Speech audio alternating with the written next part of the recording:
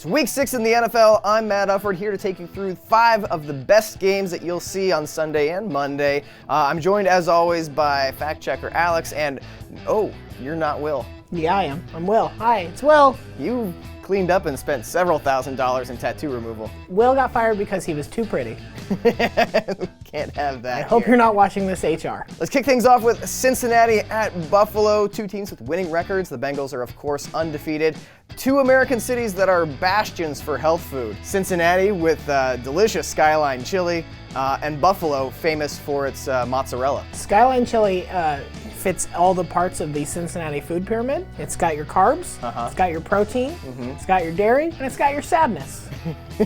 All 4. The Bengals, of course, had a great overtime win at home over the Seahawks. Womp womp for me. Andy Dalton has looked like a more than credible quarterback this year. AJ Green, Tyler Eifert, pair of terrific running backs. I'm just going to go out and say it. The Bengals are good and maybe a credible threat in the AFC to challenge the Patriots. Andy Dalton's not going to beat Tom Brady in January. What could Andy Dalton beat Tom Brady at? Ski bowl? I wouldn't, no way. Brady Sunburn contest? Sunburn contest. Rex Ryan probably has nightmares the last time he faced Andy Dalton, who had just the game of his life against him. 49 points the Bengals scored. But that was with the Jets. So anytime you're dreaming about the Bengals, it's a nightmare. The Bengals are favored by 2.5 points. It's on the road at Buffalo. Buffalo's gone back and forth. They've won a game, lost a game, won a game, lost a game. I don't know if they're due to play hard or due to win. I don't know how this works out. Bills are going to win this game. I think Ronald Darby is probably going to be Rookie of the Year or Defensive Rookie of the Year. I think he'll lock down AJ Green. And I think the Bills are going to win. Give me the Bengals. I want to see what happens if Cincinnati can win Coach of the Year and Executive of the Year. Yeah. You're a sick person. I'm going to go with the Bills here. I like them outright. I think the Bengals are due for a letdown game. I'm a hater. Another early game on Sunday that should be fun. Arizona at Pittsburgh, a rematch of Super Bowl 43. Pittsburgh 3-2 after a ballsy, maybe even miraculous win in San Diego. That was a handoff. Not even a handoff. This is a direct snap to Le'Veon Bell. Wild Bell.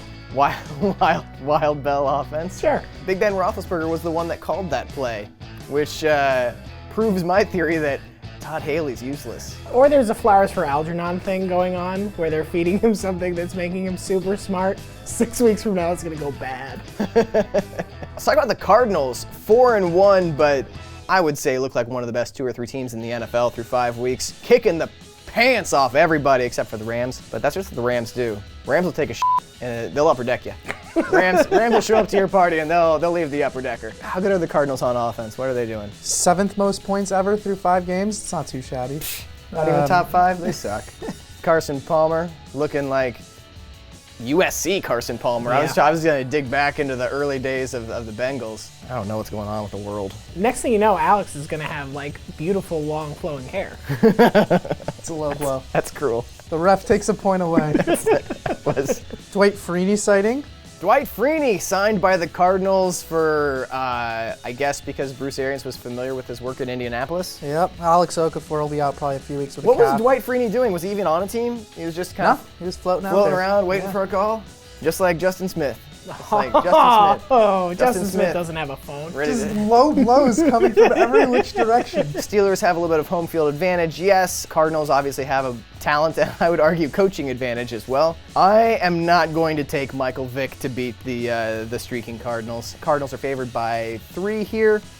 I'll take the Cards. Took the words right out of my mouth. Vick ain't beating them. Next up on the docket, late afternoon on Sunday, Carolina, the undefeated Panthers head to Seattle. In retrospect, this was probably not a great game to showcase because even though it's got the undefeated Panthers against maybe disappointing contenders, nearly Seahawks. 500 Seattle. Nearly 500. It's a long season, Ryan. Every time that these 2 teams play is a fucking dreary game. Ever since Russell Wilson joined the Seahawks 3 years ago, these teams have played every single year. 16-12. 12-7, 13-9. Every time they face off in the regular season, it's been a low-scoring affair. Neither team has scored more than 1 touchdown. This game is great for columnists, though, who want to call Cam Newton overrated garbage, though.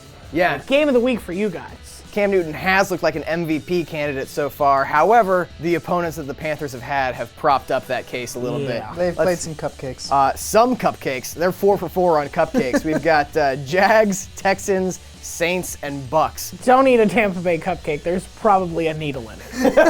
As a Seahawks fan, I'm torn between like rushing game still looking good, even with Marshawn Lynch banged up. They're number 1 in the league in rushing yards per game, number 3 in yards per carry. There's hope that this is still like, hey, this team's still looking good. I'm trying to find silver linings here and not focusing on the fact that like we're 5 games into the season and they're still not using Jimmy Graham.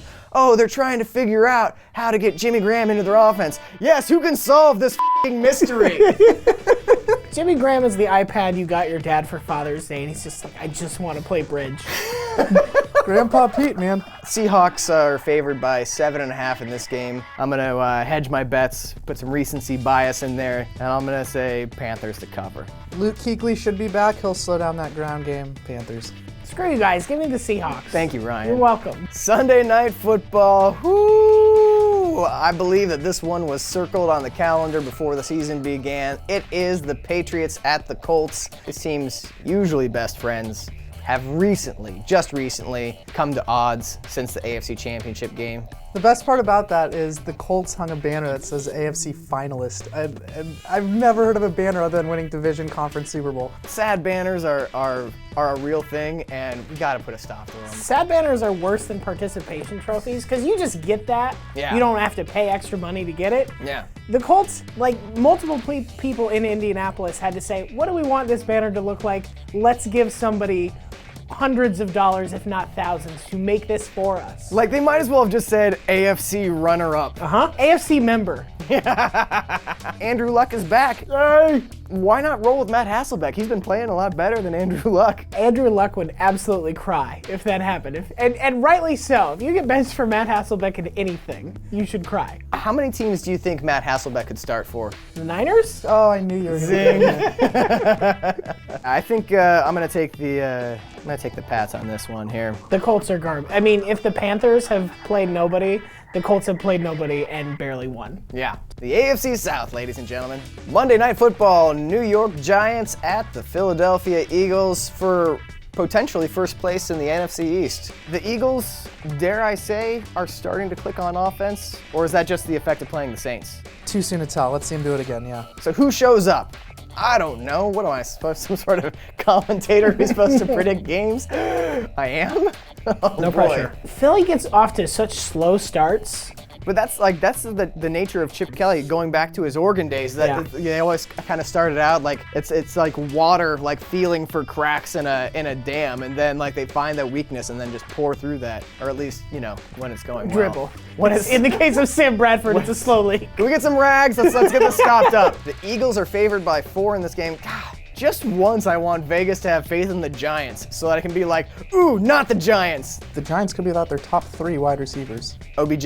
He and Randall have hammies, and then Cruz still with the calf. I'm going to say that this is the week the Eagles put it all together and they win handily. I'll say Eagles by like 2 touchdowns here. Yeah, Eagles are going to win comfortably, especially with no wide receivers, yeah. I like that just because the college world has been so buzzed with Chip Kelly to 8 different schools. Yeah.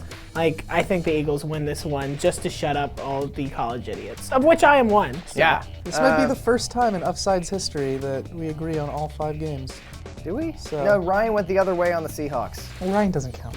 Ryan totally counts. Whew, that's our Fast and Furious Week 6 preview. Thanks to Oddshark for providing the lines for us. And remember, gamble responsibly, which is to say, maybe don't do it at all. Thanks for watching. We'll see you next week.